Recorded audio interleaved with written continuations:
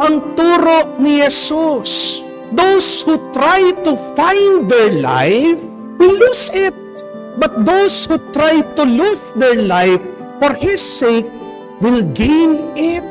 Yung mga pilit na nag-iipon, nililigtas ang sarili nila, mawawala yung hinahawakan nila. Pero pag ikaw ay nakabukas palad, binabahagi mo ang iyong buhay, pag marunong ka magsakripisyo, gagantimpalaan ka ng Diyos. Anong sinasabi ng ating Panginoon? Na napakadali lang na mabigyan ng pagpapala at bendisyon sa Diyos. You just give a cup of water. Magbigay ka lang ng isang basong tubig at ikaw ay pagpapalain niya.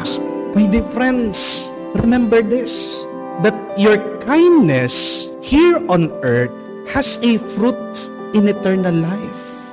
May bunga. Yung iyong kagandahang loob na ginagawa dito sa mundo, mamumunga yan, lilitaw yan, pakikinabangan mo sa susunod na buhay.